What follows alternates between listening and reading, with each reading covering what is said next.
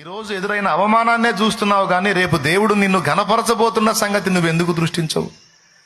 నువ్వు లక్ష్య పెట్టాల్సింది, దృష్టించాల్సింది మాయ్ నిద్రమొహమా, జాగ్రత్తగా విను. నిద్ర పోవట్లేదులే, పోతాయని అనుమానంతో చెప్తున్నా బాయ్. నువ్వు కూడా ఈరోజు నువ్వు ఎదుర్కొంటున్న అవమానకరమైన పరిస్థితులను నీవు నిర్లక్ష్యపరిచి నా దేవుడు నీకు ఇవ్వబోతున్న ఘనమైన భవిష్యత్తు మీద దృష్టి పెట్టు. ఏం భయపడవాకు, కృంగిపోవాకు, నిరాశకు తాపివ్వవా. ఎన్నైనా రాని అవమానాలు రాని, అవన్నీ నిన్ను రెచ్చగొట్టని, అంతేగాని కృంగదీయటానికి ఛాన్స్ ఇవ్వద్దు. కొంచెం మెత్తబడ్డావా వాడు వేట మొదలు పెడతాడు. ఒక అవమానానికి నువ్వు బలహీనపడ్డావంటే, ఒక అవమానానికి నువ్వు జడిసావంటే ఇక అన్నీ అయ్యే వచ్చేటట్టు చేస్తాడు వాడు.